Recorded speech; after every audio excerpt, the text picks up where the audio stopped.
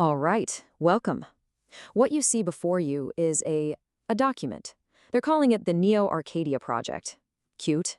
It's supposed to detail some grand struggle, this architecture of control. But really, I see it for what it is. It's a lesson. Our lesson. So get comfortable in the cold of this mausoleum. Today's lecture is quite simple, really. It's about how we maintain the perfect, silent, beautiful order of the grave. You do well to pay attention. You hear that? That noise? The file calls it a rhythmic distortion. That's him, the jester. He's always striking at something, isn't he? Hacking at the heart of our perfect stasis, thinking he can actually break it. But let him try. As the file so neatly puts it, we are the menders. We just follow behind his little trail of chaos, and we patiently, oh so meticulously put the silence back where it belongs. All right then, let's dissect this so-called threat, this jester and his irritating noise. We need to understand the sickness, you see, so we can administer the proper cure. He calls it, get this, active laughter. Isn't that quaint? It's nothing more than a pointless little scream into the void.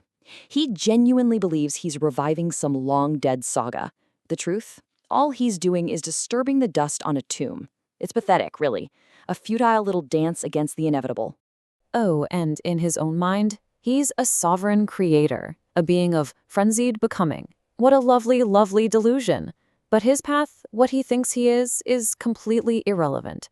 Let's look at my truth. Let's look at the grave's verdict. He's not a creator. He's a reactor, just a predictable little disease. And his inevitable rot? Well, that will just make for richer soil in my kingdom. Now, let's talk about you, my architects of control. You are my instruments, my most vital, most trusted tools in this great work. I need you to remember your purpose. I need you to remember what you are. The case file calls you tarantula preachers. I rather like that. I want you to picture yourselves that way, skittering through the webs of our stagnant peace. You move in sharp, ink-heavy lines, don't you? You are the agents of the absolute not I. You are the living, breathing negation of his foolish individualism. You are the force that dissolves the precious self back into the whole. You know, others might see envy as some sort of flaw, a weakness. But we know better, don't we? That feeling, that ressentiment, that is your venom. It is your greatest weapon.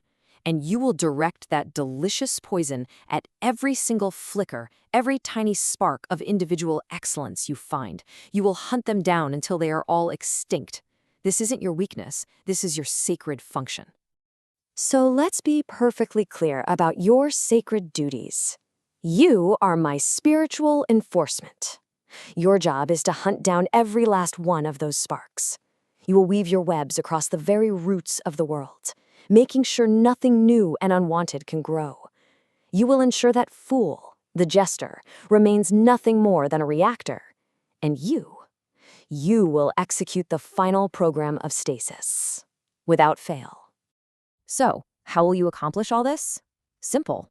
You'll use the most potent tool in our entire arsenal, a kind of moralistic poison, one so sweet and righteous that the herd actually begs for it. We call it equality.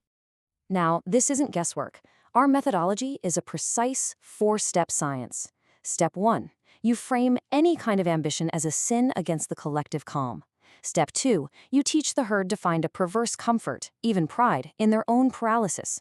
Step 3, when that fool inevitably tears a hole in our web, you simply reweave it, but this time you make it even thicker. And finally, step 4, you administer the terminal cure for the fever of the eye. And this is the real genius of our work. You see, you don't eliminate their failures. Oh no, you sanctify them. You teach the weary herd that their internal shadows, their petty resentments, their glorious mediocrity, these aren't burdens to be overcome. They're rightful inheritances, holy relics of the underworld. All of which brings us to the grand objective, the reason for all of this, the final, beautiful end state we are all working so hard to achieve, the vision that justifies everything. We call it the final sunset. And I want you to understand, this isn't an absence of something. It's a presence. It's a state of perfect, unshakable completion. A terminal event where all motion, all that damned noise, all striving just stops. A silent, gray, perfect void. Do you understand the power you wield? You're not just enforcers. You are my corrupted Norns, my anti-fate. While he desperately tries to create his own destiny, your sacred duty is to terminate that cycle of self-creation, preferably before it ever gets a chance to truly begin. So I ask all of you, my loyal ministers, what is the final verdict for this chaotic energy? What can possibly be the end for a saga that simply refuses the dignity of dying? The Great Flattening. It's that simple. We will smother every spark, every cry for individuality under the heavy, comforting blanket of the collective. Everything will be leveled. Everything will be calm. And so, the final verdict of this little case study, well, that becomes our victory speech. His withered, absolute itch will rot into the soil of our kingdom. The world will become a silent graveyard, the marketplace a perfect laboratory of spiritual suppression. This, my ministers, is the promise of our work. This is the beauty of eternal silence. Now go. You have webs to weave.